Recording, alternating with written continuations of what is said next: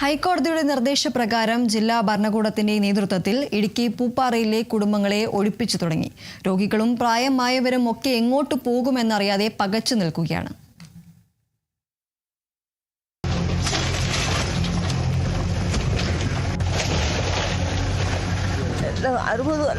ഇവിടെ 3 തലമുറയായി 3 കുടുംബം പിള്ളേരെ ഞങ്ങൾ മൊത്തമായിട്ട് ഇവിടെ ജീവിച്ചതാ.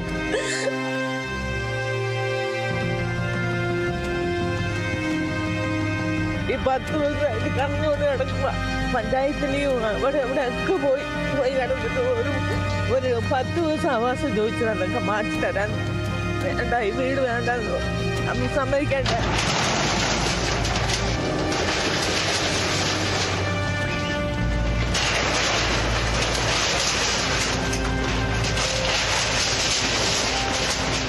കടകൾക്കെങ്കിലും ഒരു 2-2.5 വർഷം അവകാശം കിട്ടിയായിരുന്നു. നമുക്ക് ഒരു അവകാശമില്ല.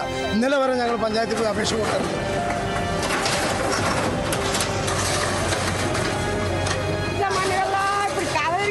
கண்ணீர் வடிக்கிற இந்த கண்ணீர் விடாது. இந்த கவர்மெண்ட் எவ்வளவு துரோகம் செஞ்சுட்டாங்க.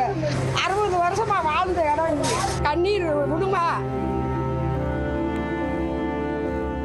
ഹൈക്കോടതിയുടെ നിർദ്ദേശപ്രകാരമാണ് ഇപ്പോൾ ജില്ലാ ഭരണകൂടം വീടുകളിലെ താമസക്കാരെ ഒഴിപ്പിക്കുന്നത്. പലരും സ്വന്തമായി തന്നെ ഒഴിഞ്ഞു പോവുകയാണ്. എങ്ങോട്ട് പോകും എന്നറിയാതെ പകച്ചു നിൽക്കുകയാണ്. ഇപ്പൊ എങ്ങോട്ടാ പോണേ? எங்க ரோடு தான் இருக்கு, எங்களுக்கு வேற எங்க போக? இந்த ரோடு தான் இருக்கு. ரோட்ல தான் உட்கார போறாங்க. வேற எந்த இடம் இல்ல. கஞ்சி வச்சு குடிக்கிறதுக்கு ஒரு இடம் இல்ல. ஒரு இடம் கொடுக்காம இப்படி செய்யலாமா? ஒரு வீடு கொடுக்காம இந்த கவர்மெண்ட் கேரளா கவர்மெண்ட் மாதிரி மோசமான கவர்மெண்ட் எந்த கவர்மெண்ட் இல்ல.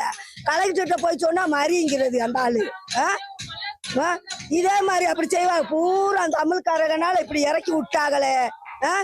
கேரளத்துக்காரர்கள் அப்படி இறக்குமா? அவரு மனச்சாட்சி இல்லாம இறக்குமா? கொச்சு பிள்ளைகளை வச்சுக்கிட்டு இருக்கு, வியாதியஸ்தர் இருக்கு, இன்சுலின் ஊசி ஓடுறவங்க இருக்காங்க. இந்த கரண்டை பிடிங்கி விட்டு போவாங்க. எப்படி ஊசி ஓடுவாங்க? பிரிச்சலை வச்சு போட்டுக்கிட்டு இருக்காங்க. சாகுறத தவிர்த்துட்டு வேற எதுவும் இல்ல, வேற எதுவுமே இல்ல.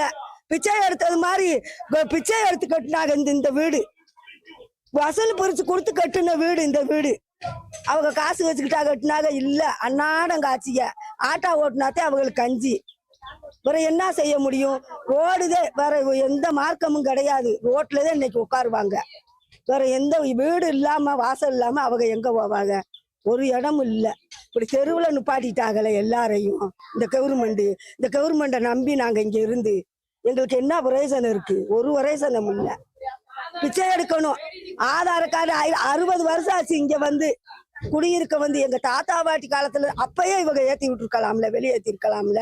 இப்ப என்ன இவங்களுக்கு ஏத்தணும்னு என்ன இருக்கு? எத்தனை தலைமுறை இருக்கீங்க இங்க? 4 தலைமுறை எங்க தாத்தா பாட்டி காலத்துல இருந்து இருக்கோம். நாங்க ഇങ്ങതേ இருக்கோம். ഈ വീട് ഞാൻ ജനിച്ച വീടാണ്. എനിക്കിപ്പോൾ 50 വയസ്സാണ്. ഈ വീട്ടിലാണ് ഞാൻ ജനിച്ചത്. 50 വർഷമായിട്ട് അന്ന് ഇത്ര വലിയ വീടൊന്നല്ല, ഒരു തകരം ഷീറ്റിട്ട വീടാ. പക്ഷെ ഈ ഉണ്ടാക്കിയ പൈസ മൊത്തം ഈ വീട്ടിൽ മുടക്കി. ഒരു 10-20 ലക്ഷം രൂപ മുടക്കി വീട് പണിതപ്പോൾ ഈ പഞ്ചായത്തുകാർ അപ്പം തടയാമായിരുന്നു. തടയാണ്ട് ഇത്രയും വീടൊക്കെ പണിത് ഇങ്ങനെ താമസിച്ചുകൊണ്ടിരിക്കുമ്പോൾ ഇപ്പൊ ഇടിച്ച മനസ്സിന് ഭയങ്കര സങ്കടം തന്നെയാ. ഇത് ആൾക്കാർ എവിടെ പോയി താമസിക്കും? വേറെ ഒന്നുമില്ലെന്നേ. ഈ പഞ്ചായത്തോ ഇത് ഗവൺമെന്റോ എന്തെങ്കിലും ഒരു താമസ സൗകര്യം ഉണ്ടാക്കി കൊടുത്തിട്ട് ഇത് അവർ എടുത്തോട്ടെ. ഇന്ന് ഇവരിപ്പോ നടു റോട്ടിൽ ഇറക്കിയിട്ട് അടുത്തവന്റെ മുറ്റത്തിൽ കൊണ്ട് ഈ സാധനമെല്ലാം ഇറക്കിയിടുന്നു. ഇന്ന് രാത്രി ഇവിടെ എവിടെ കിടക്കുമെന്നും ഒരു പിടിയില്ല. നിലവിലെ തരത്തിൽ തന്നെയാണ്. ഇപ്പോൾ ഒരു പുനരധിവാസം ഉറപ്പാക്കിയിട്ടില്ല. അപ്പോൾ ഇവിടെ നിന്ന് പെട്ടെന്ന് ഒഴിഞ്ഞു പോകും പറഞ്ഞ് താങ്കൾ എങ്ങോട്ട് പോകും? രോഗികളടക്കം അവിടെയുണ്ട്, കുട്ടികളടക്കമുണ്ട്. എങ്ങോട്ട് പോകും എന്നറിയാതെ പകച്ചു നിൽക്കുക. ഇതേ ഞങ്ങൾ റോട്ടിൽ കിടക്കുവാണെങ്കിൽ സമ്മതിക്കുവോ? എന്നിട്ട് ഞങ്ങളുടെ പേരില് കേസല്ലേ? ഈ കേരള ഗവൺമെന്റിന് അറിയത്തില്ലേ ഇത്ര ജനങ്ങള് താമസിക്കുന്നതെന്ന്? അറിയത്തില്ലേ? കടകൾ വേറെ വീടുകൾ വേറെ എന്ന് അറിയത്തില്ലേ? ഇല്ല, ഈ തമിഴ്ക്കാരെ ഒളിപ്പിക്കാൻ വേണ്ടിയുള്ള ഇതാ ഇവിടെ ഉള്ള നടക്കുന്നത്, വേറെ ഒന്നും അല്ല. വീടുകളിലെ സാധനങ്ങളെല്ലാം മാറ്റി തുടങ്ങിയിട്ടുണ്ട്. ഇതിനകത്ത് കാണാം കുട്ടികളെല്ലാം തന്നെയാണ് ഇവിടുന്ന് പകച്ചു നിൽക്കുന്നത്. കാരണം ഇവിടുന്ന് ഇപ്പോൾ എങ്ങോട്ട് പോകും എന്നറിയാതെ നിൽക്കുകയാണ്. പലരും സ്വന്തമായി തന്നെ ഒഴിഞ്ഞു പോകുകയാണ്. വീടുകളിലെ സാധനങ്ങളെല്ലാം തന്നെ സ്വന്തമായി തന്നെ നീക്കി തുടങ്ങിയിട്ടുണ്ട്. പുഴയോര കയ്യേറി എന്ന ഒരു ജില്ലാ ഭരണകൂടം അല്ലെങ്കിൽ ഹൈക്കോടതിയുടെ ഒരു ഉത്തരവ് പ്രകാരമാണ് ഇത്തരത്തിൽ ഈ നടപടികളിലേക്ക് ജില്ലാ ഭരണകൂടം കടന്നിരിക്കുന്നത് അല്ലേ? എവിടെ പോയെന്ന് അറിയത്തില്ല സാറേ. ഞങ്ങൾ റോട്ടിൽ തന്നെ നിൽക്കണം. വേറെ ഒരു മാർഗമില്ല. ഞങ്ങൾക്കൊക്കെ വീടില്ല, ഒന്നുമില്ല. ഒരു ഇച്ചിരി ദിവസം ആവാസം ചോദിച്ചപ്പോ ഒരു ആവാസം കിട്ടിയില്ല. ഞങ്ങൾക്ക് ഇപ്പൊ ഒന്നും പോവില്ല എന്ന് പറഞ്ഞിട്ട് ഇപ്പൊ പണിതുള്ളൂ. ഇപ്പൊ നമ്മുടെ പാർട്ടിക്കാരങ്ങളൊക്കെ ഇച്ചിരി പൈസ കൊടുത്ത് പണിതുള്ളൂ. ഒരു രസമില്ല സാറേ. എവിടെ പോയെന്ന് ഒന്നാമത് എനിക്ക് വയ്യാതെ കിടക്കുക. എവിടെ പോകുന്നു ഒരു പിടിയില്ല സാറേ. പലരും ഇന്ന് വണ്ടി ഓടിച്ച കഞ്ഞി കുടിച്ചുകൊണ്ട് പോവാണ്. എനിക്ക് 3 പിള്ളേര്, ആമ്പിള്ളേരുണ്ട്. എവിടെ കുഞ്ഞു പിള്ളേരാ സാറേ. ഇത് കണ്ട സാറ് കാണ കുഞ്ഞു പിള്ളേരാ. പറഞ്ഞിട്ട് കാര്യമുണ്ടോ? ഒരു കാലത്തിലും ഈ കേരളം ഗുണം പിടിക്കില്ല. അത് ഉറപ്പാ. അത് ഉറപ്പെന്ന് പറഞ്ഞ ഉറപ്പാ. അത് ദൈവം നോക്കും. ദൈവം ഈ കളക്ടറിനടുത്തും ഈ കോടതിയെടുത്തും ചോദിക്കും. അത്രേ ഉള്ളൂ. നമ്മൾ വേറെ ഒരു മറുപടി പറയാനില്ല. ഏതായാലും അത്തരത്തിൽ തന്നെയാണ് ഇപ്പോൾ നിലവിൽ എങ്ങനെ പോകും, എവിടെങ്ങോട്ട് പോകും എന്ന് പകച്ചു നിൽക്കുകയാണ്. ഏതായാലും വീടുകളിലെ സാധനങ്ങൾ സ്വന്തമായി തന്നെ ആളുകൾ മാറ്റി തുടങ്ങിയിട്ടുണ്ട്. ഏതായാലും പുനരധിവാസം ഉറപ്പാക്കുമെന്ന് തന്നെയാണ് പഞ്ചായത്ത് ഉറപ്പ് പറഞ്ഞിരിക്കുന്നത്. ஆளானது கலெக்டர் தான் இந்த வேலை செஞ்சது. இந்த ஜனங்க இன்னைக்கு எங்கன்னு போய் படுக்க இடம் இல்லை. கொச்சுங்களுக்கு கஞ்சி வச்சு கொடுக்க ஒன்று இடமும் இல்லை. சம்பாவனை கொடுத்தாங்க, ஒரு வழி இல்லாம இருக்கு. அதுல நேர்ச்சிட்ட பைசா ഈ വീട് കെട്ടിയത് എങ്ങനെയാ? ஒரு கல்யாணத்துக்காண்டி நேர்ச்சை வச்சிருந்தாங்க. பொருத்தனை வச்சிருந்து 1.5 லட்சம் ரூபா கொடுத்தாங்க. அதை வாங்கி கட்டி அதுக்கப்புறம் 1.5 லட்சம் ரூபா 3500 ரூபா மாசம் நம்ம பலிசை கட்டணும். 3500 ரூபா நம்ம 1 லட்சம் ரூபாய்க்கு பலிசை கட்டணும். அல்லாம 50,000 ரூபாய்க்கு 1500 ரூபா பலிசை கட்டியான்னு இந்த பலிசை வாங்கிதான் நான் இந்த வீடே பண்ணுதோம். இந்த கவர்மெண்ட் எதுவும் பண்ணாது, இது வீடெல்லாம் போகாது, குடியிருப்பு போகாது, கடை மட்டும்தான் போகும் அப்படின்னு சொன்னாங்க. அப்படி நம்பிக்கையில சரி நம்ம கவர்மெண்ட் நம்ம கூட இருக்குது, நம்ம கெட்டுவோம் அப்படின்னு சொல்லி நாங்க இந்த வீடை கெட்டி இப்ப 4 மாசம் கூட ஆகல. பிப்ரவரியில தான் நாங்க கெட்டியே இந்த வீட்டுக்குள்ள வந்தோம். இன்னும் 3 லட்சம் ரூபா நாங்க எப்படி கடன் கட்ட? இது இருக்க இடம் இல்ல, வீடு இல்ல, வாசல் இல்ல, 1 சென்ட் பூமி கூட எங்க பேர்ல எல்லாம் கிடையாது. இந்த கவர்மெண்ட் ஏன் எங்களுக்கு எதுவுமே பண்ண மாட்டேங்குது? இல்ல இந்த வீட்டை விட்டு வெளியே வாடகை வீடு கூட இந்த கவர்மெண்ட்டுக்கு கொடுக்க தகுதி இல்லையா? எங்க போய் நாங்க இருப்போம்? இந்த பச்சை பிள்ளைங்களை வச்சுக்கிட்டு இந்த ரோட்ல நாங்க எத்தனை நாளைக்கு இருக்க முடியும்? அடுத்த வீட்டுல எத்தனை நாளைக்கு இருக்க முடியும்? நாங்க இந்த வீட்டுல இந்த சைட்ல யாருக்குமே வீடு கிடையாது. வீடு இல்லாதவங்க, வாசம் இல்லாதவங்க தான் வீடு வாசம் வாங்க வேண்டிய பணம் காசு இருந்தா சொந்த இடம் வாங்கி நாங்க இருந்திருப்போம்ல. இதுல தாத்தா பாட்டி, எங்க அப்பா அம்மா பாட்டி, எல்லா தலைமுறையும் இதுல எங்க பிள்ளைங்க, நாங்க எங்க பிள்ளைகளுக்குள்ள பிள்ளைங்க எல்லாம் இதுல தானே இருக்கிறோம். ஏன் இந்த கவர்மெண்ட் இப்படி எங்களை சதிச்சிருச்சு? இதை மாற்றுறது கூட அவகாசம் எங்களுக்கு கொடுக்க கிடையாது. நாங்க எங்க போவோம்? எங்க கேள்வி இப்ப எங்களுக்கு ஏதாவது கொடுத்துட்டு நீ இறக்கு, நாங்க இறங்கலன்னு சொல்லல.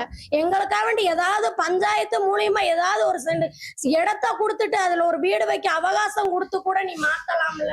அது கூட அவகாசம் இல்லாம எங்களை மாத்தி நாங்க எங்க போய் இருப்போம்? சொந்த பந்தம் இருந்தாலும் எத்தனை நாளைக்கு இருக்க முடியும்? 2 நாள் 3 நாள். அதுக்கப்புறம் நாங்க எங்க பிள்ளைங்களை வச்சுட்டு எங்க போய் இருப்போம்? எங்க வீட்டுக்காருக்கெல்லாம் காலு கை தளர்ந்தது. ஆட்டோ ஓட்டி தான் நான் கூலி பண்ணி செஞ்சுதான். பிள்ளைங்களுக்கு பீஸ் கட்ட கூட என்னால் முடியாது. இந்த ராஜகுமாரி ஸ்கூல்ல, கோழிக்கும் ஸ்கூல்ல தான் என் பச்சை பண்ண 1.25 வயசுல விட்டுட்டு நான் வேலைக்கு போனேன். இதுக்கு 3 வயசு தான் ஆகுது. 2 வருஷம் ஸ்கூலுக்கு போயிருச்சு. இந்த பச்சை மண்ணு பீஸ் கூட நான் கெட்டலை. இன்னைக்கு இந்த ஸ்கூல்ல போய் கேட்டா சொல்லுவாங்க ஜெரோன் பேர்ல எவ்வளவு பீஸ் இருக்கு அப்படின்னு சொல்லி இந்த கவர்மெண்ட் போய் കേക്കട്ടെ. അവിടെ തടങ്ങളാ ഈ സാധനമൊക്കെ അപ്പം പറ്റിക്കാൻ വേണ്ടിയല്ലേ ഇങ്ങനെ ചെയ്യണേ? ഇത് സാറ് വണ്ടി ആയിട്ട് ഇത് പോകുമ്പോൾ എസ്റ്റേറ്റ് പൂപ്പർ തടയുക, സാധനം എടുക്കാൻ പറ്റില്ലാന്ന്. അപ്പൊ ഇത്രയും വില കൂടിയ സാധനങ്ങൾ ഇവന്മാർക്ക് കൊടുത്ത് ഞങ്ങൾ മുഞ്ഞാൻ പോവോ? ഈ ചാനൽ നമ്പർ പഞ്ചായത്തുകാരനാണ് ഇത് പറ്റിക്കുന്നത് മൊത്തത്തില്. ഇതൊക്കെ ഇത് നമ്മൾ എത്രയും കഷ്ടപ്പാട് പെട്ട് പണിതെടുത്ത് ഇതൊക്കെ കെട്ടിയെടുത്ത് ഓരോരോ സാധനവും ഭക്ഷണമില്ലാണ്ട് ഞങ്ങൾ ഉണ്ടാക്കി വച്ചിട്ട് ഇവന്മാർക്ക് കൊടുക്കാൻ പറ്റുമോ? റോട്ടിൽ പോകാൻ സമ്മതിക്കില്ല. ഞങ്ങൾ ഉണ്ടാക്കിയ സംവിധാനം ഞങ്ങൾ കൊണ്ടുപോകണ്ടേ? അതിന്റെ സാധനം വേണ്ടേ? ഇത് മൊത്തം ഇവന്മാർക്ക് വിട്ടിട്ട് പോകണമെന്ന്. ഏതായാലും 4 തലമുറകളിൽ അധികമായി ഇവർ താമസിക്കാൻ തുടങ്ങിയിട്ട് പലരും കൂലിപ്പണിയെടുത്താണ് ഇവിടെ ജീവിക്കുന്നത്. പല രോഗികളും ഇവിടെയുണ്ട്. തങ്ങളുടെ പുനരധിവാസം ഉറപ്പാക്കണമെന്ന് തന്നെയാണ് ഈ കുടുംബങ്ങൾ പറയുന്നത്. കാരണം ഒരു സാവകാശം നൽകിയില്ല എന്നാണ് ഈ കുടുംബങ്ങൾ ആരോപണം ഉന്നയിക്കുന്നത്. എങ്ങോട്ട് പോകും എന്ന് പകച്ചു നിൽക്കുകയാണ്. കാരണം ഇതിനു മുമ്പ് ഈ വീട് പണിയുമ്പോൾ പഞ്ചായത്തിൽ തടുക്കാൻ പാടില്ല, അത് പുഴ കയ്യേറ്റമായിട്ട് കണ്ട് ആദ്യം തന്നെ ഇത് തടുക്കാൻ പാടില്ല. വീട് പണിത ശേഷം വീണ്ടും ഒഴിപ്പിക്കാനുള്ള ഒരു നടപടികൾ, അത് വലിയൊരു പ്രതിഷേധം തന്നെയാണ് ഈ ജനങ്ങൾ ഉന്നയിക്കുന്നത്. ഏതായാലും എങ്ങോട്ട് പോകും എന്ന ഒരു പരിഭവവും സങ്കടങ്ങളെല്ലാം തന്നെയാണ് ഈ കുടുംബങ്ങൾ പങ്കുവയ്ക്കുന്നത്. Vineesh Antony, Kerala vision news, Idukki.